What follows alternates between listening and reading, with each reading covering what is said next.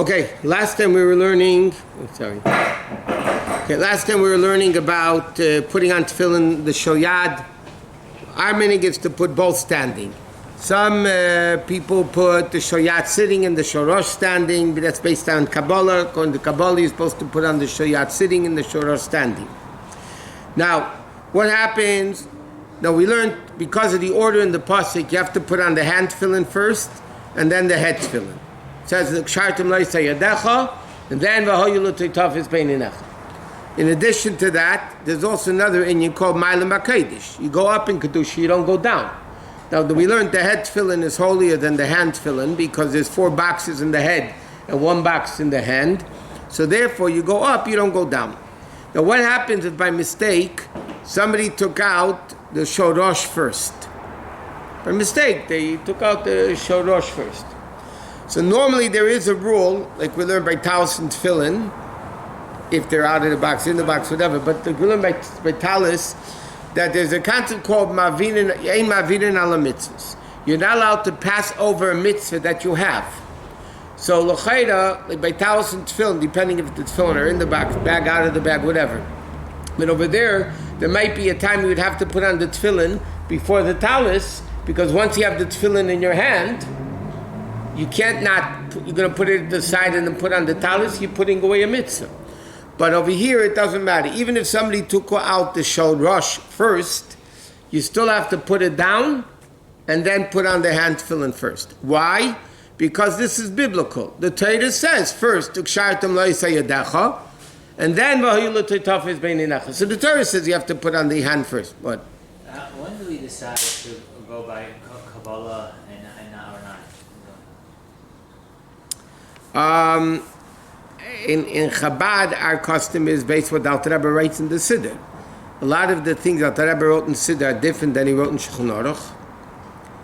The Siddur wrote also Al Pi Kabbalah, and Shulchan Aruch was only Al Pi Nigla. So there's what's called tradition, what's Kabbalah, so to speak, tradition from generation. This is what you do.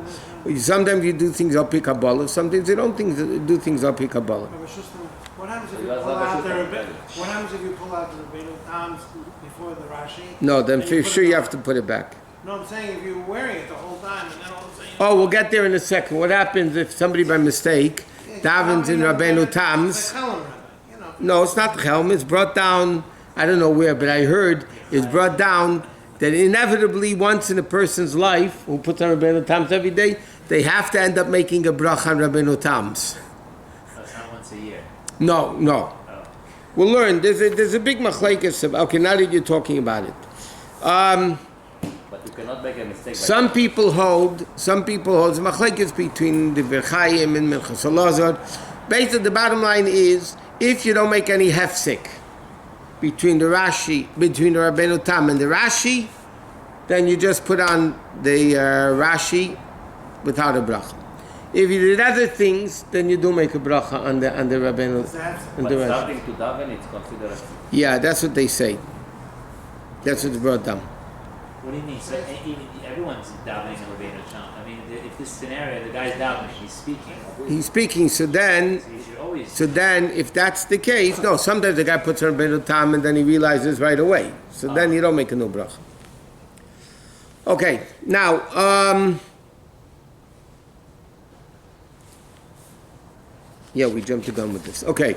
Now, you're not allowed to have any chatzitza, any separation between the tefillin and the body, both the hand and the head.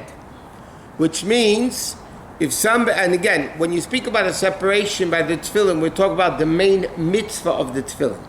The main mitzvah of the tefillin is the box of the tefillin, the shayad and the shorosh. So a lot of times, especially you find this, people are in the hospital, they have intravenous's, and the whole hand from the elbow down, is either covered or you can't necessarily do the mitzvah. As long as the muscle area where you put the box of the tefillin is open, you're allowed to put on the shayad, make a bracha, even though you might have to wrap the straps over a cast, or God forbid, somebody has a cast, right? They break their hand, God forbid. So now they have a cast. So if the cast is below the elbow, then there's no problem. You put the tefillin on with the bracha, then you wrap the straps over the cast, but that doesn't matter. Here, chatzitza? 1 minute. If the cast goes all the way up to the shoulder, so then some people say you put it without, you can't make a bracha because you're not really Yitzit Tefillin. So some people put it on over the cast anyway without a bracha, but technically you would be parted from Tefillin because you can't. 1 second. Yeah, then you make a bracha on the shorosh on mitzvah Tefillin. You can't, no, because the Torah says Yadcha Yad Keya. The Torah says you can't. I'll give you an example. We have this also a lot by mezuzah, yeah? You have to put the mezuzah on the right side. What happens if you can't put it on the right side? You can't put it on the left. If you put it on the left, you didn't do the mitzvah, and you made a bracha in vain. 1 second. Tefillin, a right-handed person, the tefillin have to go on the left hand. A person can't use their hand. We'll get there. There's a whole bunch of discussion about this. God forbid, one who is, they lose all power in the hand, paralyzed in the hand. Or we'll get to that in a second. It's not so simple, by the way. There's a lot of discussion, a lot of different opinions. Are you mechuyev in tefillin, or then do you have to put on the other hand? For instance, a right-handed person, God forbid, has his left hand amputated. So does he put it from shoyad, or does he put on the other? It's whole machlekes, and we'll get there soon. Okay, next. Now, the hair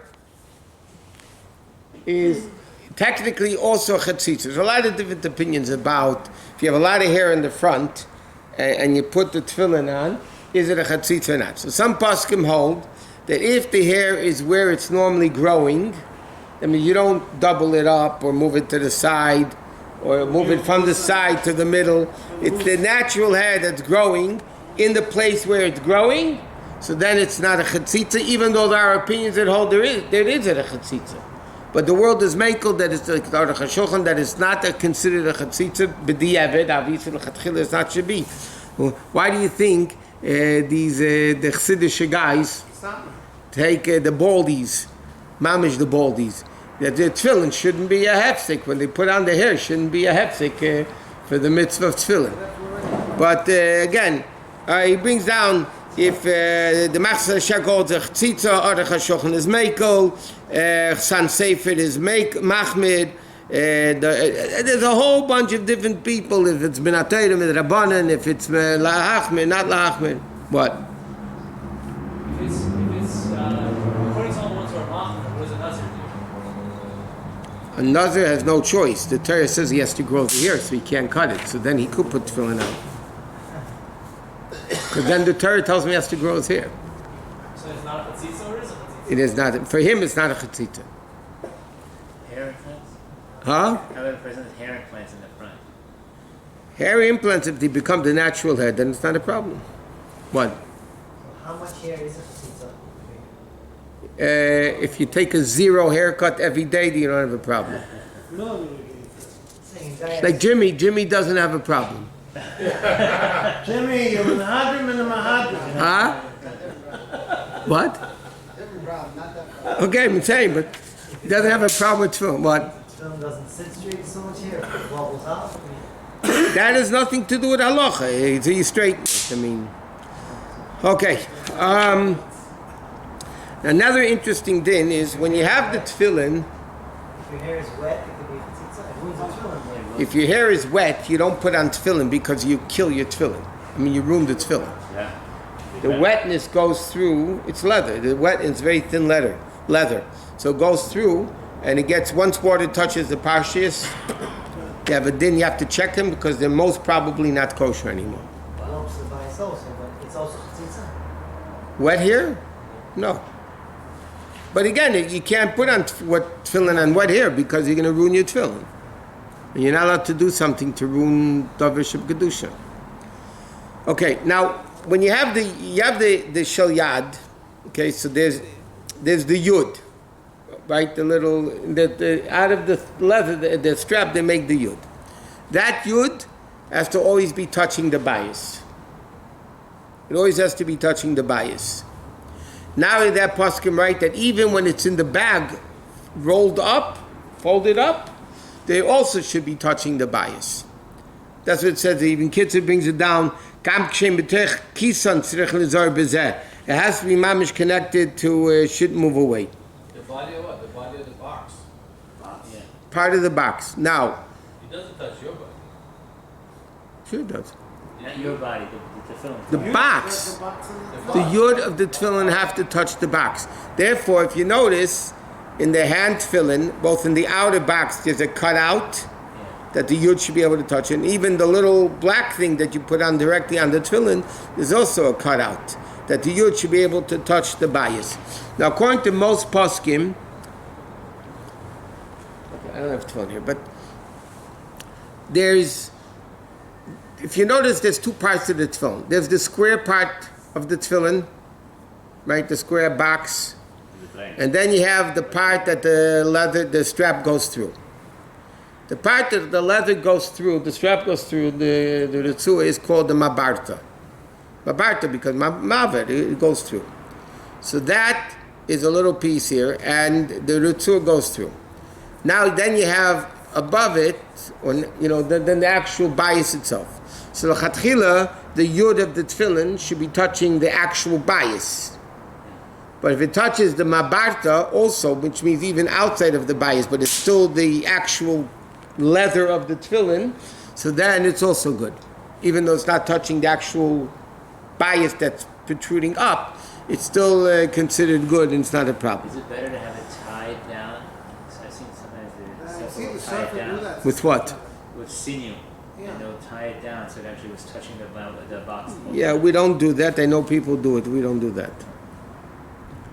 But if you make it in a way that you should make it that it doesn't, what? If the yud is not touching the bias, it's lacking. No, he said Barta is also good. You can make a bracha. I mean, you make a bracha. You make sure, Rabbi, you make a bracha that way. You don't have to. Make a bracha, but it's not l'chatchila the way you're putting on tefillin. Now, No, I'm saying- normally, one second. Normally the mabarta is on top of the bias, right? You have and then under it is the bias itself. Now, what happens if a right-handed person needs left-handed tefillin or left-handed tefillin only has right-handed tefillin? You go on Mivtzorim, a lot of times, you bunch of guys, you have your tefillin, and there's a guy that's left-handed. So what do? So normally the mabarta is on top of the rest of the bias. But you're allowed to turn it around, on the other hand, obviously, that the mabarta is below the bias. Because you have no choice, so then that doesn't matter. So if a right-handed person is putting tefillin on a left-handed person with right-handed tefillin, right, you just turn the tefillin the other way, that the mabarta... Take the knot to the other side. No, you can't do that. All right. No.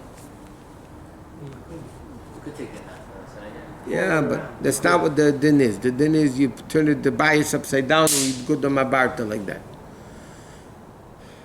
So how would you do it? Your side to the Upside down. outside. Rabbi, you just take it like this. You put it this way. Huh? Rabbi, you just take the whole tefillin and you just put it like The opposite way. that. Right. Because the yud has to be So on the side then you closest tie to you. The yud has to be closest to you. But if you don't turn the mabarta upside down, then you turn the regular tefillin upside down, then the yud is going out instead of towards the heart. That's the reason, even though the mabarta is supposed to be on top of the bias, but it's more important for the yud to be facing the heart, either this way or this way, whichever hand it is, than the mabarta to be on top. So then you have no choice. Now, another interesting din, by the way, what happens, you go on Mivtzorim, okay?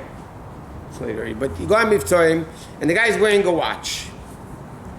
Hey, you don't want to ask, he looks like a guy that you don't want to tell him, take off your watch. Not the tefillin.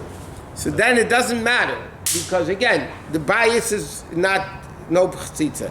And you're putting the straps over the watch, according to the Alter Rebbe, it's good. I mean, not chatchila is best not to have it, but it's b'diavad good, and therefore you can put tefillin on that way.